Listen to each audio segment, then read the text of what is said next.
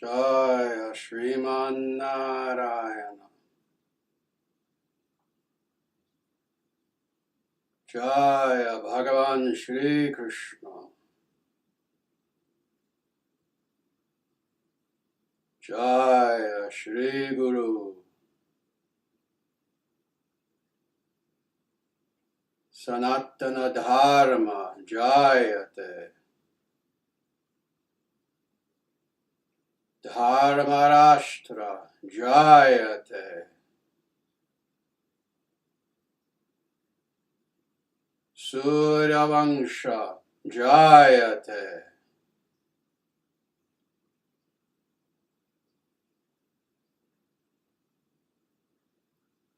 May evil be vanquished and may Dharma be victorious. Evam bhavatu. May it be so.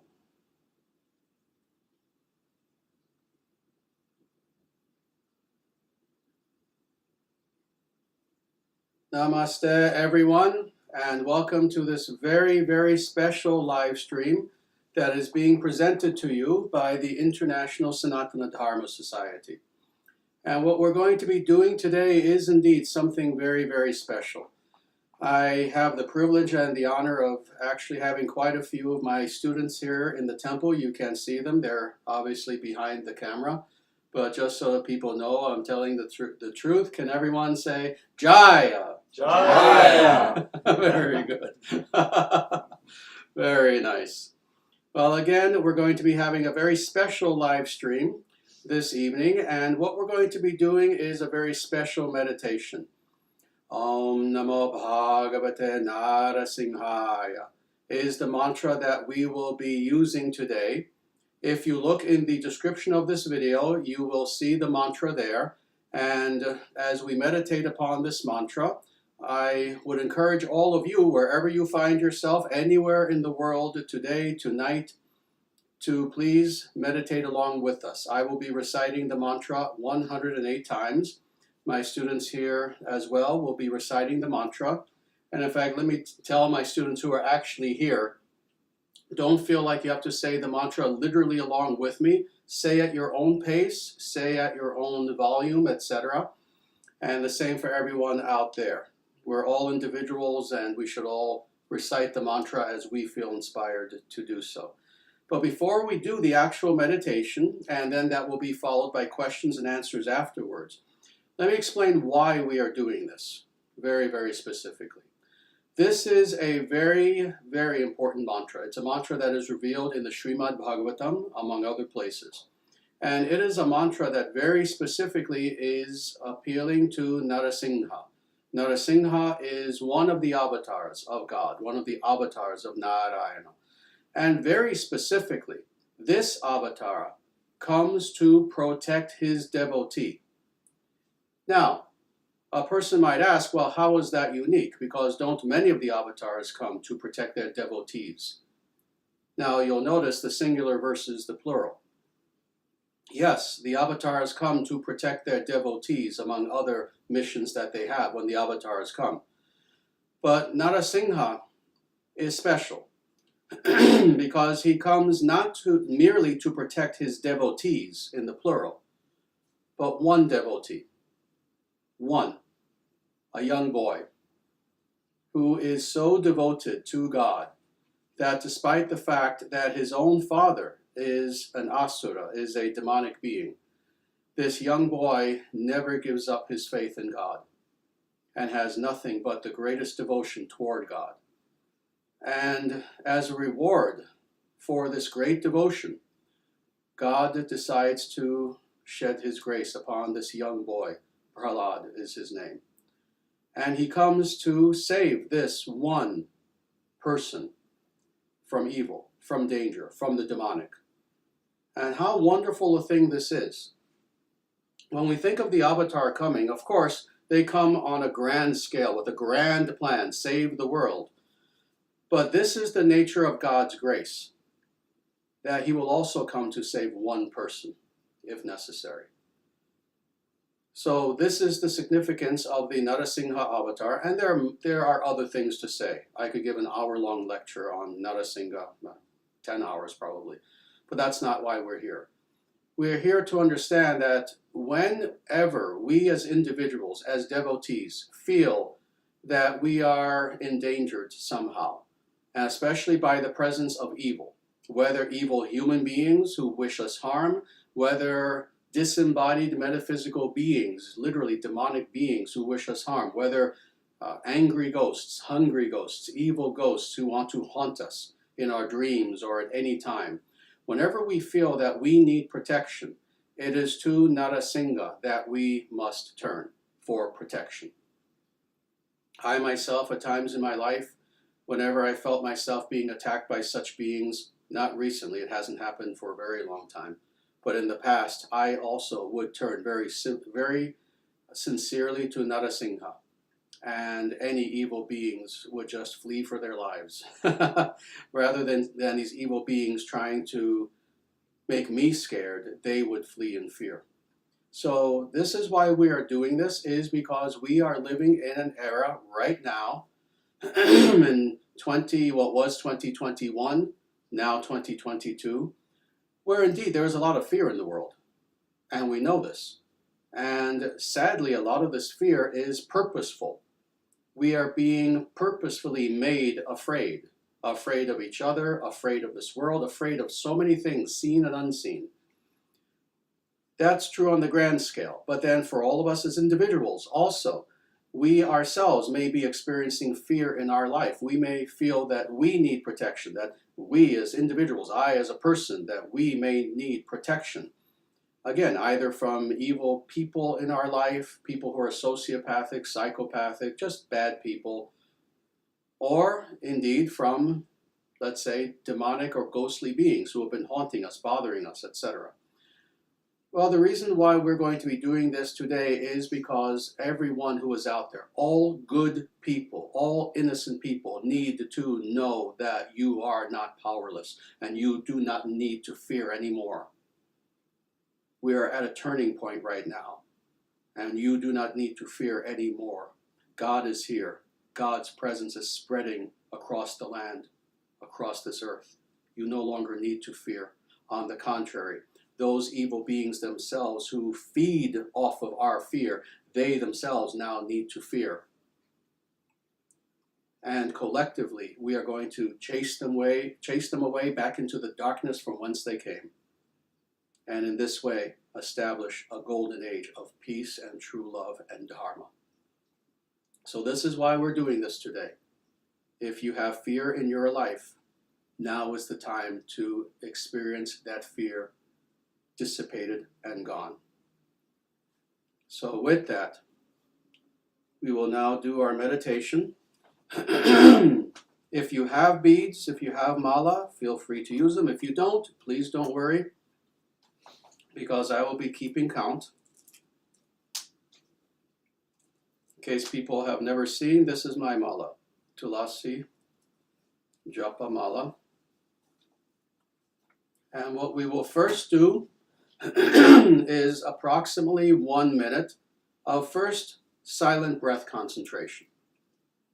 And then after that, we will begin to chant Om Namo Bhagavate Narasinghaya. This is the mantra. We will do this 108 times. I will keep count for us all. And then when we're done, we will do 1 more minute of silent breath concentration to allow the reverberations of the mantra to enter deeply within us. Very good. So with that, let's begin first for 1 minute by listening to our breath.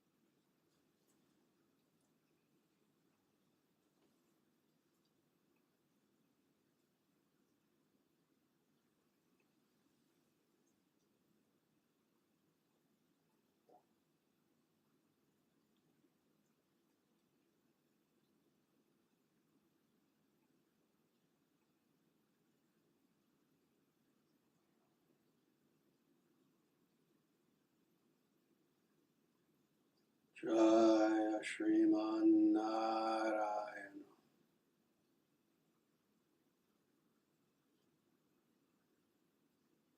Jaya Shriman Narasingha.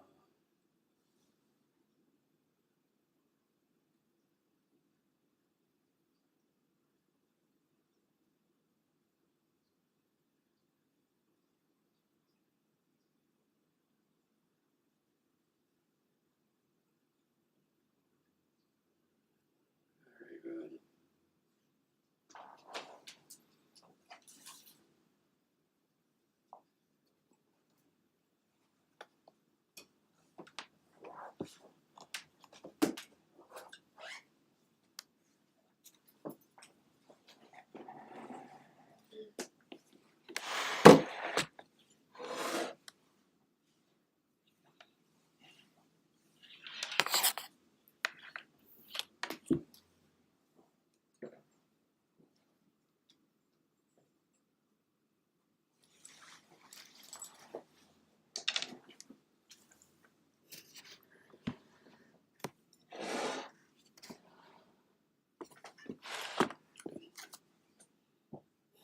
Wonderful.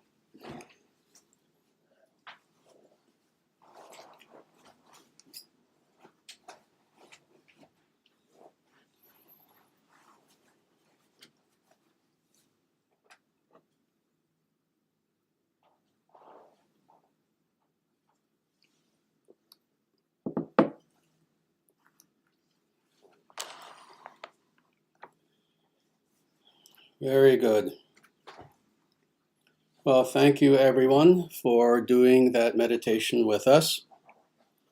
Again, in addition to myself, I have several wonderful individuals who are here, several wonderful students who are here who decided to grace us with their presence here at the temple. So thank you all very much for being here.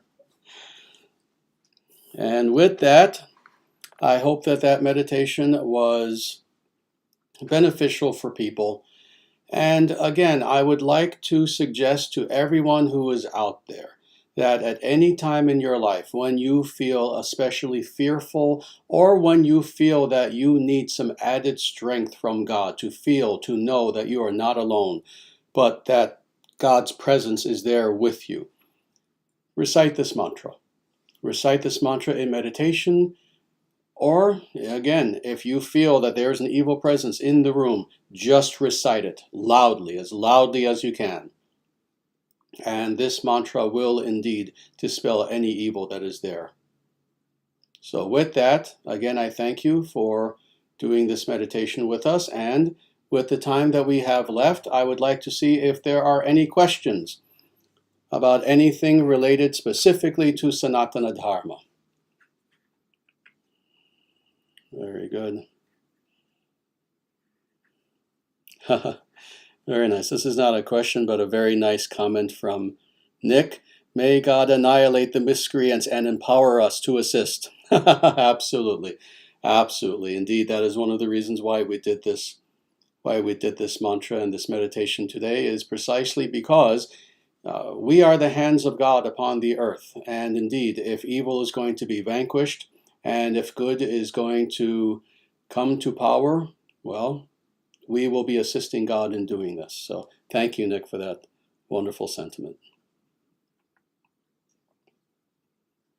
Very good. Seeker of Dharma says that was a great meditation, Guruji.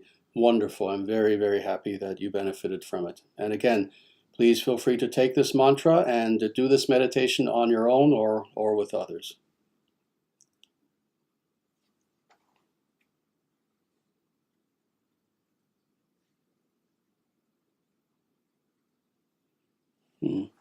Very nice. Here is a very nice question, actually. And I like the name also of this person, Vedic Heartland. For those individuals who know, we have something called the Vedic Heartland Initiative, where we are encouraging people, devotees very specifically, people who are members and followers of the International Sanatana Dharma Society. We are encouraging them to come to the Omaha area to join our community and to create what will eventually be, hopefully by God's grace, an enormous Vedic heartland community here. So I like your name. And the question is, Namaste Acharyaji, would it be okay for a devotee to chant the Maha Mantra, that is the Hare Krishna mantra, the Narayana mantra, and the Rama Nama regularly, that is the name of Rama, or is that too many? Thank you. Very good. That is a very good question. And on the one hand, the truth of the matter is we should always take advantage of the fact that there are indeed so many diverse names of God that are revealed in the Vedic scriptures. You know, there isn't just one name of God, there are many. And that being the case, certainly it's good to recite and to chant any of the names of God. So at any given opportunity, for example, in kirtan or something like this, it's certainly good to recite as many names of God as you wish. Indeed, there's something called the Sri Vishnu Sahasranama, which is a very sacred text, which is the 1,000 names of Vishnu. So 1,000 names of Narayana. And very often, as a regular practice, some people will sit by themselves or a group, and they will recite all these 1,000 names of Vishnu. And it's done as a devotional meditation. So what to speak of the mantras that you mentioned here? Indeed, a person can recite 1,000 names of God in one sitting. So the truth of the matter is, yes, there's no limit to how many names, legitimate names of God, that are revealed in the Vedic scriptures that an individual can chant. Now, on the one hand, while this is true, on the other hand, sadhana is a somewhat different story. When it comes to doing concentrated practice, and there is the term right there, when it comes to doing concentrated practice, the truth of the matter is it is better to focus on as few mantras as possible, and very specifically, when doing sadhana, to focus on those mantras that are given by the guru in initiation. So this is what is the nature of sadhana and meditation. It is focus. It is focused concentration and awareness upon one thing. And then when doing mantra meditation specifically, indeed upon one mantra. It is the nature of sadhana that indeed you try to, let's say, rein in your practice as much as possible in a focused, concentrated sort of way. So if you are indeed doing serious sadhana under the tutelage of a guru, and the guru gives you a specific mantra or even a small number of specific mantras to recite, then that's what you should do, is to try to focus as much as possible. Because again, this is the nature of how we grow in practice, is by focused awareness. So I hope that answers the question. All the names of God are good, but in strict sadhana, focus on the specific mantra that the guru gives you.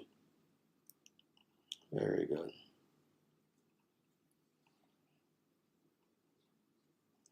If you give me just a few moments, please. I'm looking at the questions here. There's so many questions, so many wonderful comments as well.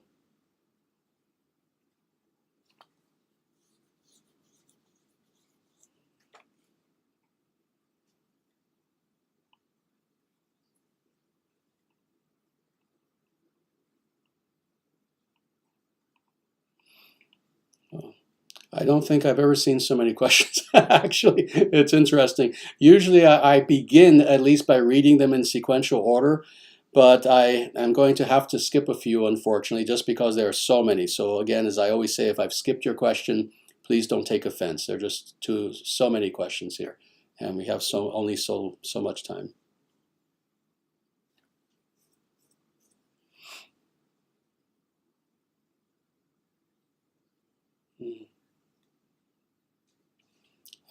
Here's a good question, and this is a very personal question that I think many people can benefit from hearing the answer to, and that is Sri Acharyaji.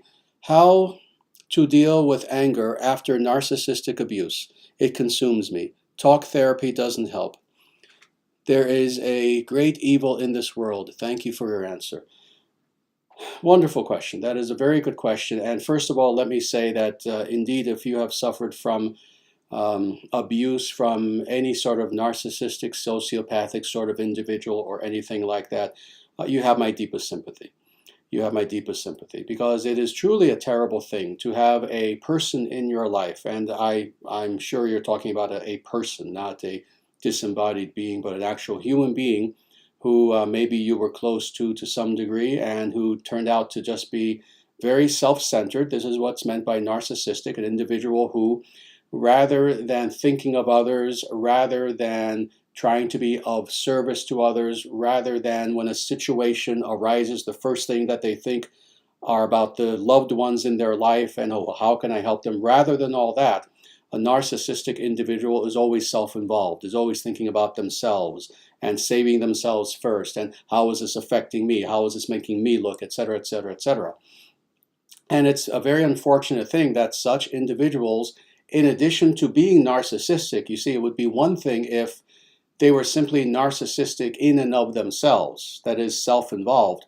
But unfortunately, as a part of their narcissism, they also tend to manipulate those who are around them. And that is the terrible thing, is that they harm others, they abuse others, etc. So indeed, you ask about how to deal with anger after narcissistic abuse.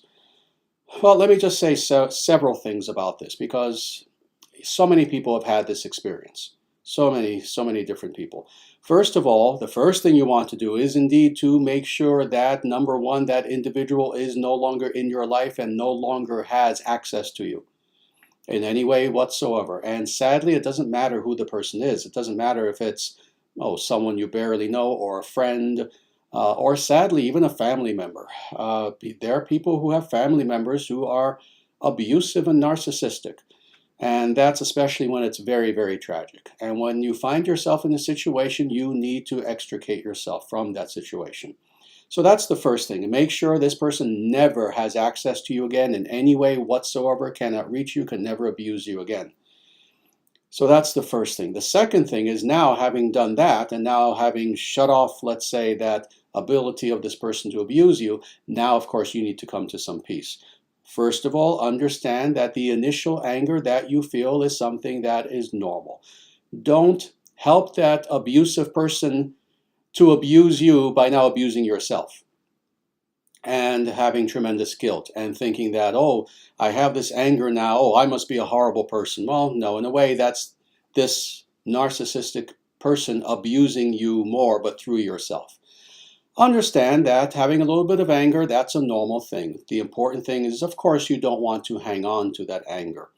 Understanding that this individual abused you, yes, your goal now should be to move past it and to come to the opposite state of experience that you have felt in the presence of this person. Rather than feeling angry, rather than feeling pain, rather than feeling abused, of course, now you want to feel the opposite, which is your birthright.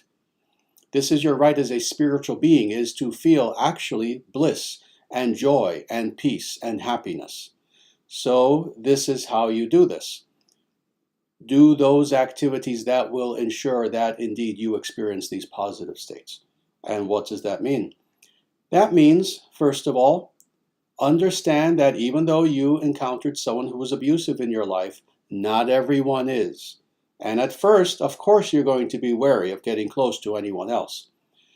But not everyone in this world is abusive. Indeed, there are good people in this world.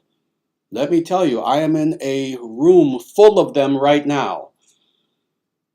Right now, I'm sitting in a room full of good people who are the opposite of narcissistic and abusive. There are good people in the world. So first of all, understand that. Second, seek their company.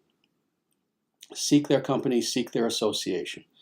And in this way, bathe yourself in the presence of good people. More spiritually, of course, begin to practice spirituality in such a way that indeed you replace that negative experience with now positive.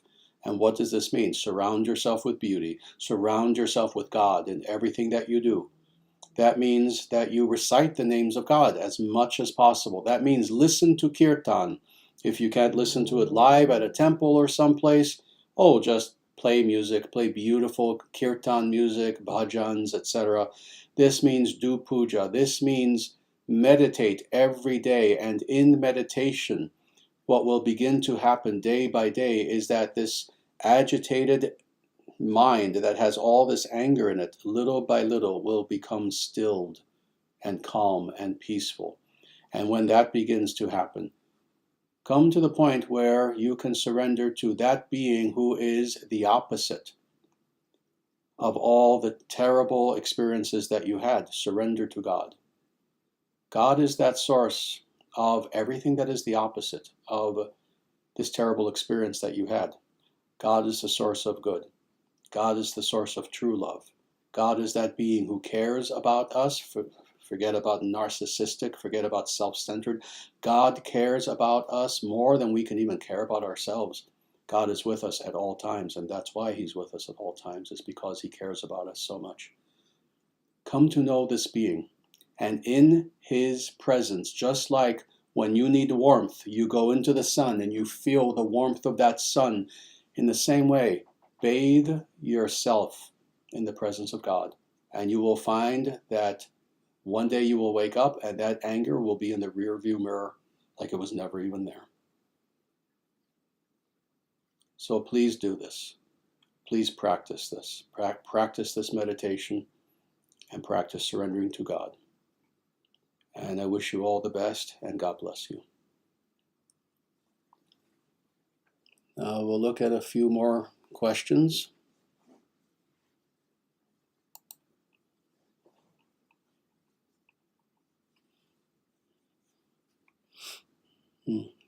Here's a extremely practical question. This is from Rupesh. Namaste Acharyaji. Thank you for your wonderful and enlightening satsang. Absolutely my pleasure. My pleasure. Thank you for being here. When I meditate, I feel sleepy, especially when I'm tired. Is there any technique to help us meditate in such a situation? Oh, Rupesh, let me tell you, the reason why I'm answering your question is because this is something many people experience. Especially in modernity, in the modern world, we are accustomed, just very naturally, to constant agitation and constant stimulation and things that just kind of keep us awake. But then, of course, when we do meditation, the state of meditation, the experience, the activity of meditation, is something that is so opposite what we are accustomed to in this crazy, noisy, chaotic world, that indeed, when we go into stillness, when we go into silence, especially initially, this can sometimes be a challenge, especially because so many people today are so tired to begin with, because people are working so hard, harder today than ever before. So, of course, yes, it's kind of a natural thing that for many people, if they sit and they're just quiet and silent with their eyes closed for 5-10 minutes, they'll start to fall asleep. So that's the first thing. Understand that you're not alone in this. And this is what I would tell you. This is indeed why meditation needs to be coupled by many other things. It needs to be coupled with yoga, and that is physical activity to get your blood circulating, to make sure that you can sit properly, etc. This is why meditation is coupled with good diet, the sort of diet where you're getting all the nutrients that you need, all the energy that you need from those nutrients. This is why meditation is coupled with, and I can go on and on, so many different things that help with the meditation. So this is what I would say is, yes, try to do a little bit of yoga. If not yoga, certainly any sort of physical activity. Try to be as healthy as you can. And this is the other kind of no-brainer. Get good sleep. Get good sleep. It's interesting how so many people say all the time how tired they are. And of course, what is the ultimate solution? Well, get better sleep. Again, people, I can understand. Many people are just so excited about life and so busy that often they'll get 5 or 6 hours of sleep. And the truth is you need a little bit more. So get as much sleep as you need. Indeed, I lifted weights for many, many, many years. I would go to the gym all the time. And the one thing that any serious weightlifter will tell you is you want to grow muscles, you want to be healthy, make sure you get your rest, make sure you get sleep. So indeed, these are just some very practical ways in which hopefully when you sit and you meditate, you won't fall asleep. This is the last thing that I'll say, is how you sit is also very, very important. So you'll notice that, for example, when I was sitting, every time I sit and do anything, actually, when I'm sitting and meditating, when I'm sitting and giving a lecture, I'm not schlumped, as I like to say. Rather, you want to indeed have your back erect as much as possible. You want to have a straight back. You want to sit in such a way where you are comfortable, but at the same time, you're sitting in a way where it's not really possible to fall asleep. Indeed, this is why yogis sit the way that they do. This is why you sit in either Ardha Padmaasana, half lotus, or full Padmaasana. Right now, you can't see, my students can see, I'm sitting in Ardha Padmaasana. I tend to sit this way even when I'm giving a talk, even though people can't see it on camera, a half lotus pose. When you're sitting in this way, it makes you alert. This is why sitting yogically, truly perfectly and purely yogically, this is why yogis do this to meditate, is because indeed it keeps you alert. So here's some very practical advice. Try these various things and hopefully indeed you'll be able to stay awake as you try to meditate. Most important thing, no matter what happens, never give up with meditation. You'll get through. You'll get through this.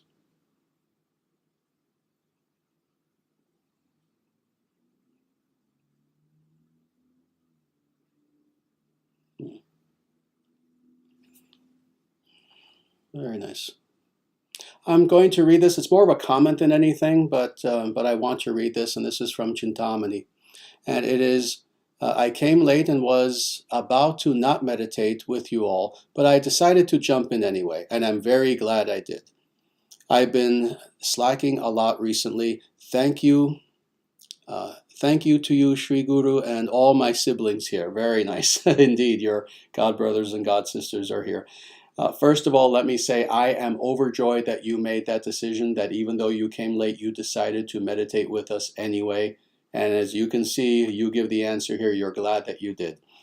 Yes, never ever surrender to any excuse, to not do sadhana, to not do meditation, to not do something spiritual. I'm very, very happy that you did this.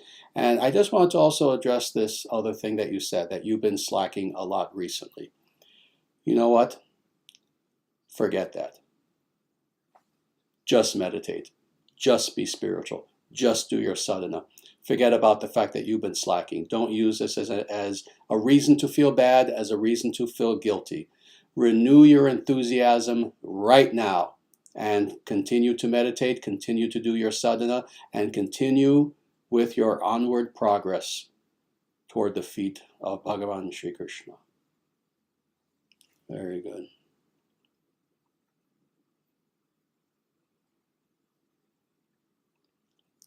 Good. Very good. Here's an interesting question. Thank you, Sri Dharma. Should we continue to pray to the other gods? Very good. This is a question that I've answered several times, but it bears repeating actually. And that is this, that we recognize that ultimately there is one supreme being. Philosophically, the idea of monotheism makes absolute sense. The idea that God cannot be divided against himself. So therefore, there's ultimately one supreme being. At the same time, we also understand that there are a multitude of beneficent beings who are very powerful, who are very good, who are very virtuous, who also can help us along the way. So this is what I tell people, is that of course we have to be aware and cognizant. We have to be careful about this.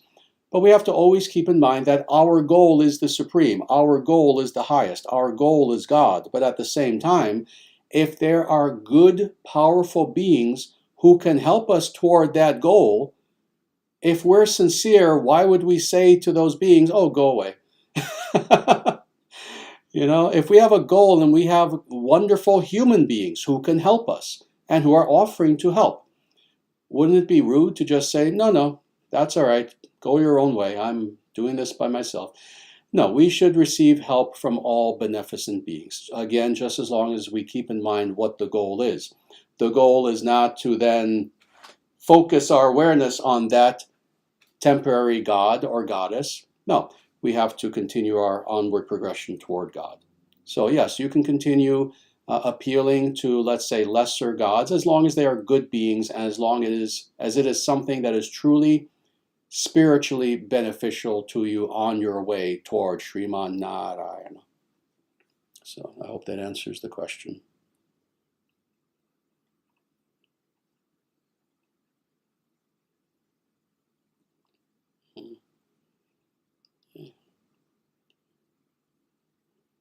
Sir, I am so much victimized by dark magic. Indeed, indeed. Here's an example of an individual who indeed is experiencing darkness in his life, and as I have been saying all throughout tonight's live stream, that is the entire point of this live stream. There are indeed evil beings who are out there who very often torment us in various ways, whether they're humans, whether it's individuals practicing black magic against us, whether it's disembodied demonic entities, etc., etc. And I'm very sorry to hear that this is the case, and let me just say, we have given you the answer. Om Namo Bhagavate Narasinghaya.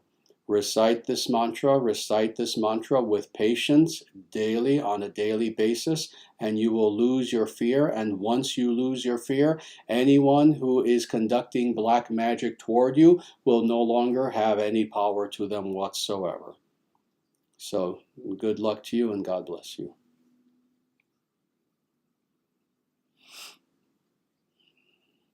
We are at the top of the hour, but I'm going to see if maybe we can answer one more question, hopefully something that is somewhat short. So please give me just a few moments and I'm going to look for another question, something that won't take half an hour to answer.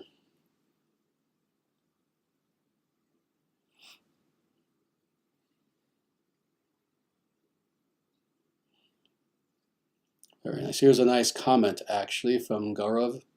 I was walking near the beach when the live stream started and then somehow decided I will sit in front of the sea and chant the mantra with all of you. Jai Sri Narasingha. Beautiful. I'm so glad that you did that. That is absolutely wonderful. Very good. So again, give me a moment. I want to see if there's an actual question that I can quickly answer.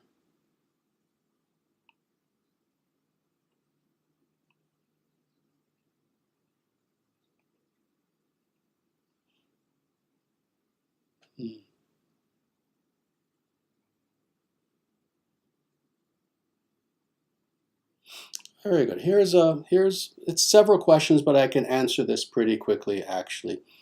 And this is from Anand's account. How do initiations for mantras work? Does it mean they work better for the ones anyone can chant? I believe you said in an old video, a temple priest initiated you for a mantra. Was he your guru? Very nice. It's like 4 or 5 questions, but I can answer them all quickly actually. First of all, how do initiations for mantras work? Does it mean that they work better for anyone, for the ones anyone can chant? And by the latter, I assume that you mean for the known mantras, for example, like Om Namo Narayanaya.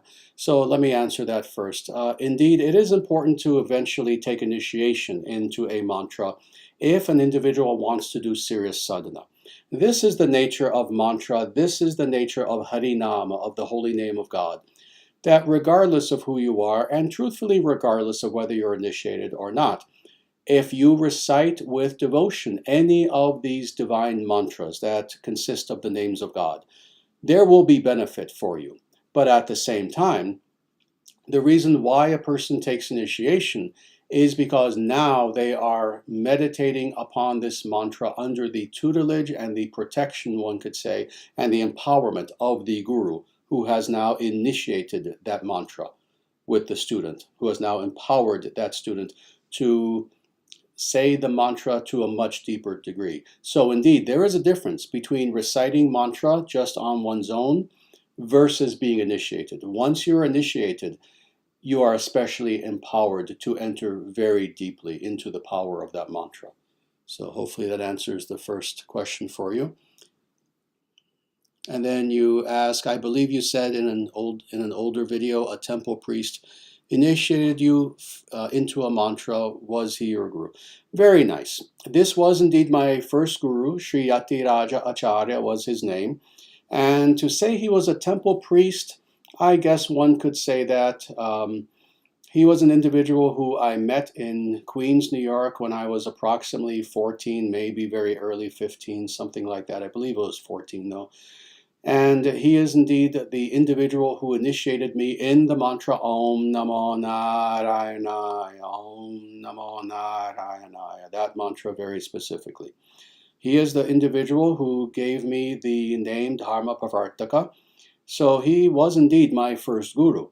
After this, I did have several other initiations from other extremely legitimate gurus, including Bhakti Rakshaka Sridhar Swami, who also initiated me in 1985, and then in 1986 gave me Brahmana initiation, initiated me as a Vedic priest. And then there are several other individuals who I took instruction from. There were several very famous asana gurus, very authentic asana gurus, for example, two of them specifically who I also learned from. I didn't really take initiation from them, but I learned from them, I studied under them. But then there were other overtly spiritual gurus along the way, Vaishnava gurus, very great gurus, to put it very lightly, who I also took initiation from in various ways. But yes, Sri Acharyaji Acharya was my first guru who initiated me at 14. Very nice. And with that, even though sadly there are so many more questions and comments, I should stop here because we're about 5 minutes past the hour. But I want to thank you all very, very much for being here with us.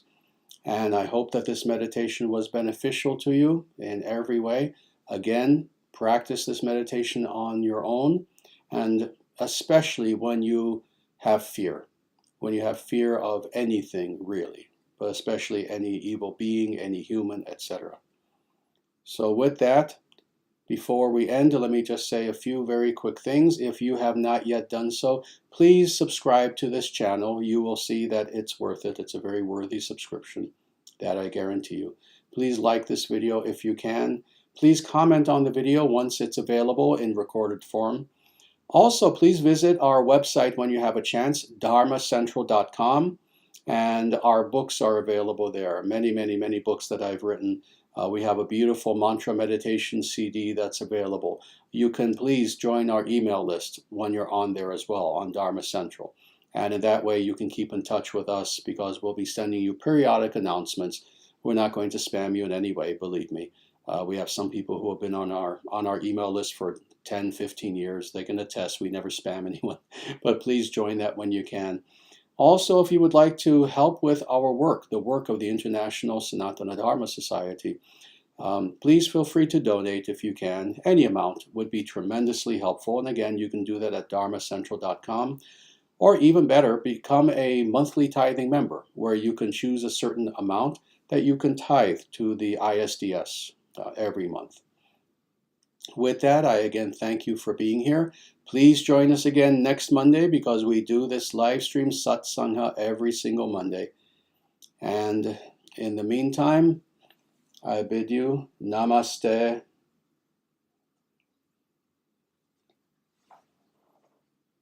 Jaya Shriman Narayana. Jaya Bhagavan Shri Krishna. Jaya Shri Guru.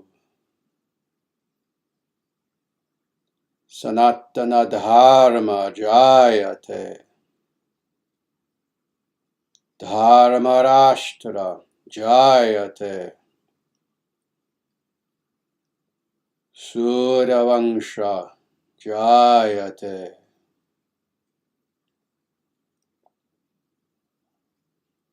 Om Hri Om.